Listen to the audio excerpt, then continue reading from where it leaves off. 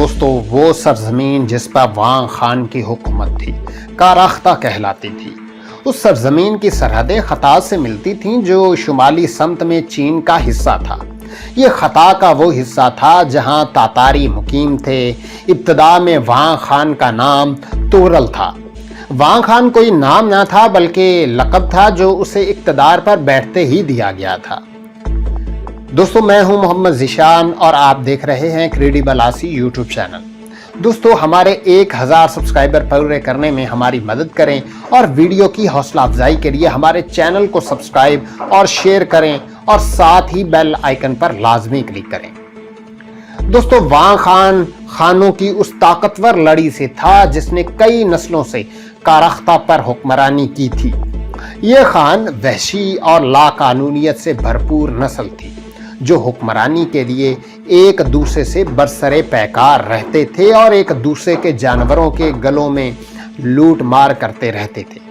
اس ضمن میں رشتہ داروں کے مابین کئی خونی جنگیں لڑی گئیں۔ ایسے ہی ایک واقعے میں وانگ خان کے دادا کو کسی دوسرے خان نے لڑائی کے دوران قیدی بنا لیا۔ وہ اگرچہ رشتہ دار تھے لیکن وانگ خان کے دادا کی کسی حرکت پر اس قدر نالاں تھے کہ انہوں نے قیدی مرگز کو بہت دور ایک ریاست کے سردار کے پاس بھی بھیج دیا۔ اس ریاست کا نام کرغا تھا۔ کرغا کے سردار نے مرگز کو ایک بوری میں بند کر کے اس کا منہ سلوا دیا اور اسے لکڑی سے بنائی گدھے کی شبیہ میں اس طرح رکھوا دیا کہ وہ بھوک اور دم گھٹنے سے ہلاک ہو جائے۔ جب مرگز کی بیوی کو اپنے خاوند کے ساتھ ہونے والے ظالمانہ سلوک کی اطلاع ملی تو سخت غصے میں آ گئی اور انتقام لینے کے در پہ ہو گئی۔ وہ رشتہ دار جس کی مرگز کو قیدی بنایا گیا تھا اور کرغا کے خان کی طرف بھیج دیا تھا کبھی مرگز کی بیوی کا عاشق رہا تھا۔ اس واقعے کے بعد مرگز کی بیوی نے اپنے اس سابقہ عاشق کی طرف پیغام بھیجا جس میں اپنے خاوند کے بہیمانہ قتل پر غم و غصے کا اظہار کیا گیا۔ اس پیغام میں اس نے صرف کرغا کے خان کو اس قتل پر مورد الزام ٹھہرایا تھا۔ اس نے یہ کہا کہ وہ اس کے لیے ایک تڑپ سینے میں رکھتی ہے اور اگر وہ بھی اس کے لیے محبت بھرے جذبات رکھتا ہے جیسا کہ وہ پہلے کبھی رکھتا تھا تو اس سے شادی کرنے اور اس کی بیوی بننے کو تیار ہے۔ اگر اسے منظور ہے تو مقررہ جگہ پر ملاقات کے لیے آ جائے، وہ اسے مل جائے گی۔ خوبصورت بیوہ نے جو جال بچھایا تھا وہ سردار جن کا نام ناور تھا اس میں پھنستا چلا گیا۔ اس نے فوراً اس پیغام کو قبول کیا اور ملاقات کے لیے طے شدہ مقام کی طرف نکل پڑا۔ چند محافظ اس کے ساتھ تھے جن میں ناور کے دوست اور ذاتی ملازم شامل تھے۔ دوسری طرف جوان اور خوبرو بیوہ اپنے ساتھ کوئی بڑا محافظ دستہ نہ لے کر آئی تاکہ معاملہ شک و شبہ سے بالا تر رہے۔ اس کی اپنی سواری کے علاوہ اس کے ساتھ ایک ٹرین نما بگی تھی جس پر قیمتی پارچہ جات اور تحائف لدے ہوئے تھے۔ اس کے علاوہ اس عورت کے پاس نشہ اور شراب کی ایک کثیر مقدار تھی جو منگول اور تاتاری ان دنوں میں بنانے اور استعمال کرنے کے بہت عادی تھے۔ جب دونوں پارٹیوں کا وقت ملاقات والی جگہ پر آمنا سامنا ہوا، جوان بیوہ نے اپنے عاشق ناور کو ایک خوش کن مبارکباد دی اور اسے اور اس کے ساتھیوں کو کھانے میں شریک ہونے کی دعوت دی۔ دعوت تو قبول کر لی گئی، تحائف کے منہ کھول دیے گئے۔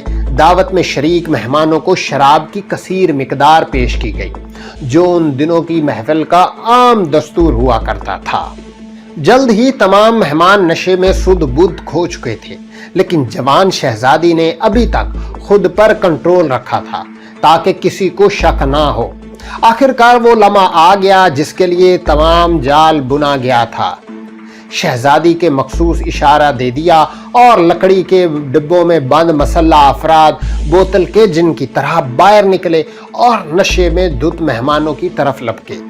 جوان بیوہ نے اپنے کمر کس سے خنجر نکالا اور ناور کے عین دل میں پیوست کر دیا۔ ناور کے ساتھی نشے کے ہاتھوں اور یک دم پیش آنے والی حیرانگی کے ہاتھوں ایک دم ناکارہ ہو کر رہ گئے۔ ان کی طرف سے مزاحمت برائے نام تھی، تمام کے تمام قتل کر دیے گئے۔ इंतकाम से फारिग होकर मरगस की बीवी ने अपने आदमियों को इकट्ठा किया, नकली तिहाइफ दोबारा पैक किए और घर वापस हो लिए। इस तरह के कई वाकया उस दौर की तहरीरों और उस दौर की कहानियों में मिलते हैं, जिनकी सेहत की तस्दीक या इनकार उन नीम वहशी कबाइल की तर्ज जिंदगी और अमल से होता है। दोस्तों, वांग खान मरगस का पोता था जिसे बोरी में बंद कर दिया गया था। उसका बाप शहजादी का बड़ा बेटा था जिसने अपने खामन की मौत का बदला लेने का एक अनोखा मंसूबा बनाया और उस पर कामयाबी से अमल भी किया। वांग खान जब 10 साल का था वो जंगों में अपने बाप के साथ जाया करता था। उसने अपने बाप को तमोजन के बाप के साथ इत्तेहाद बनाने और बाहमी दोस्ती के लिए इकदामात करते देखा था। यही वजह थी कि वो तमोजन से उम्र में बड़ा होने की सबब उसे अपना बेटा करार देता था और उसने तमोजन की बीवी को अपनी बीवी बनाने से इनकार कर दिया था। दोस्तों, जब वांग खान के दादा का इंतकाल हुआ तो बड़ा बेटा होने के सबब उसके कमान संभाली, जिसकी वजह से उसे हस्त का सामना करना पड़ा। रिश्तेदारों की तरफ से की जाने वाली साजिशों और मुखालिफतों ने लड़ाइयों की शक्ल इख्तियार कर ली, जिसके नतीजे में उसे भागकर यज़ूनकी के मुल्क पनाह ढूंढना पड़ी।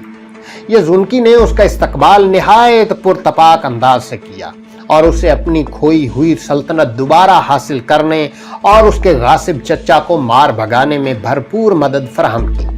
ये तब की बात है जब वो यज़ूनकी की सल्तनत में था। उसने नौउम्र तमोजन को देखा। वो उम्र में बहुत छोटा था, तब से वो उसे अपना बेटा कहता था। अब तारीख को खुद दोहरा चुकी थी।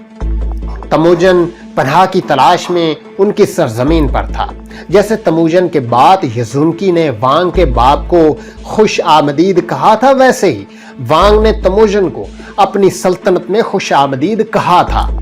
वांग खान के मुतालिक एक दिलचस्प बात यह है कि तब के अहद में वो एक ऐसा हुक्मरान था जिसकी शोहरत यूरोप तक जा पहुंची।